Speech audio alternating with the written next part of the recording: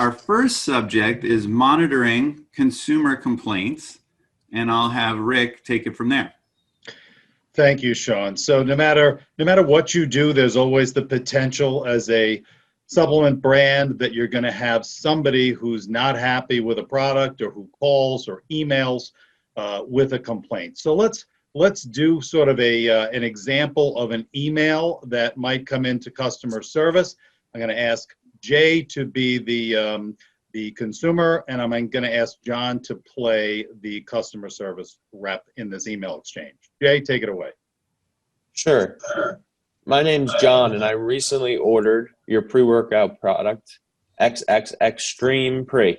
About an hour into my swole session, chest and arms, of course, I got nauseous and threw up. I would like to return the product for a less intense pre-workout product. I heard you have XX Extreme Pre. I think the triple X is too much for me. And the next day, customer service responds by email. John, yeah, the XX Extreme Pre is very intense. I'm going to send you a return label and ship you our XX Extreme Pre right away. We appreciate your support and have a great day. Well, right. I just heard the buzzer. Flag on the play, Rick. Well, what went wrong? What went wrong, folks? Well, what you have there embedded in our Swole Bros incredible workout session that resulted in his nausea and throwing up, we've got embedded in there what's called an adverse event. And that adverse event is defined under the dietary supplement laws as any health-related event that's associated with the use of a dietary supplement that is adverse, meaning it's not good. It's not what we wanted to happen. It's a negative event. Now, this particular complaint might not rise to the level of a serious adverse event, which John's going to talk about a little bit later. But it's important for your customer service team to be trained in how to deal with an adverse event when it comes in, because there's obligations in terms of record keeping and potentially in some cases to even report it to FDA. So what would a better response have been from our customer service rep? Well, how about something like this? Hi, John, we're sorry to hear that. Before we send you a return label and ship you the replacement product, we have a few questions for you. What is your full name? What is your mailing address? What's your phone number? What's the best email address to reach you at?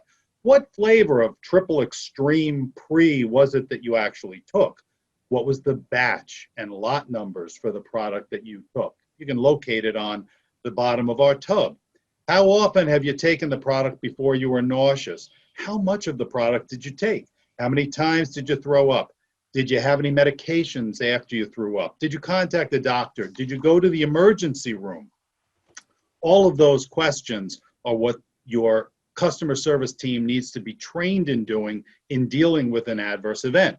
When you get that information, let's say our swole brother gets back to you with the information you're seeking, what happens then? What do you do with that information? Well, turns out that it is an adverse event, but not a serious adverse event. And it's the company's responsibility to do stuff with that information. Namely, you got to retain copies of all those source documents for 6 years. The best practice would be to have a written standard operating procedure, a written SOP that sets forth exactly how your company is going to handle these adverse events as they come in. It should document the training that your customer service folks will undergo. It should designate a responsible person within your company to whom all the adverse documents get sent, and you should keep both a hard copy and a digital copy of that information, because if FDA ever comes and does an audit on your company, one of the things that they're going to ask for is that adverse event log. So that's an adverse event situation. Okay, now what about a phone call? Okay, Jay, why don't you be our swole brother now? Instead of an email, you're making a phone call. All right. I guess we'll start with a ring ring. John, you be our customer service rep. Hey, good afternoon. Triple X Extreme Supplement Customer Service. How can I help you? This is John. I took your triple extreme pre and my heart's racing. I'm going to see my doctor. I have baby aspirin with me. Should I take it? Yes, take the baby aspirin. I've heard it helps prevent heart attacks. Another flag on the play. Yeah, I heard the buzzer go. So what went wrong there? Well, where did John get his medical degree? I'm not sure that he has one. And so John's probably not the person who should be giving medical advice about taking a baby aspirin. So in your SOPs, in the way that you train your customer service reps, you got to make sure that they understand not to be giving any kind of medical advice because they're not doctors and they have no medical training. There are third-party outfits and resources that will actually train your staff in the proper SOPs for adverse events and serious adverse events, and some that will even handle all of your adverse events and serious adverse event reporting for you by engaging them and retaining them on a monthly basis. That's a choice for you to make as to whether you want to outsource your obligations in terms of adverse events or handle them yourself.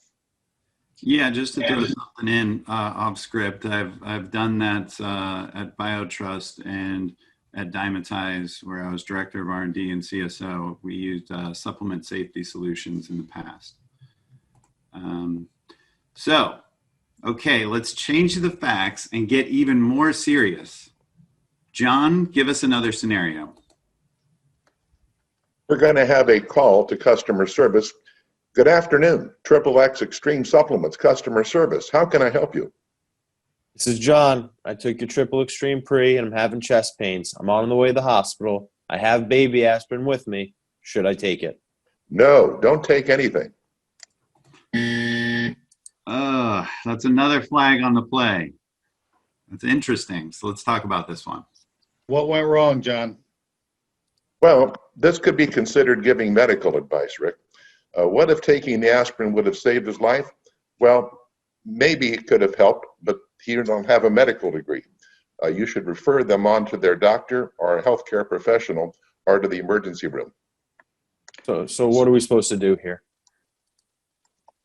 Seems like we're doing a lot of things wrong. Well, first off, in customer service, you should remain calm. You should be collecting information from the individual who's having the adverse event. For example, I would, in customer service, say, good afternoon, XXX Extreme Supplements customer service. How can I help you? I'm having chest pains. I'm on the way to the hospital. I have baby aspirin with me. Should I take it? Hi, John. I can't give you medical advice as I'm not a medical professional. What's your last name? Smith. Okay. Now please tell me the best phone number I can reach you. 1-800-888-8888. And which hospital are you going to? The Oregon State Hospital. I believe one flew over the cuckoo's nest there. Huh. Okay, great. Get to the emergency room safely. I'll document this phone call, and someone will follow up with you in a few days. Okay. So, and John, once you collect that information, give us a little more information about what you should do with it. Well, like in GMPs, Rick, putting down the information in writing is key. Documentation of the facts are key. If it isn't written, it didn't happen. Forward the information to the responsible person at the company, the designated individual who's been trained against the SOPs. The responsible party or a designated third-party provider should follow up with the customer to obtain further information about this adverse event. Be sure also to document all communication with the customer. Written communication is best, but a memo to file regarding a phone call is the next best option. Finally, one must find out if it was just an adverse event or a serious adverse event to determine whether it needs to be reported to the FDA within 15 business days. What's the difference, John, between an adverse event? How's a customer service rep going to determine whether it's an adverse event or a serious adverse event? Well, the serious adverse event is defined in the law that passed Congress in 2006. For example, if the individual requires hospitalization, seeks medical intervention, has a life-threatening situation or results in death, those all qualify as a serious adverse event and must be reported on the FDA MedWatch form electronically within 15 days. In those situations, for serious, day 0 begins on the date that the company is first notified of the serious adverse event by the affected individual or a healthcare professional. Also, Rick, it does not matter who reports the serious adverse event. The responsible party for the company must subsequently report any additional information that the company might receive should it become available within 1 year from the date of the serious adverse event being reported. Also, as best practice, FDA encourages one to report further information even after that 1-year threshold, should that become available, for a complete report so that the agency can conduct a signal analysis.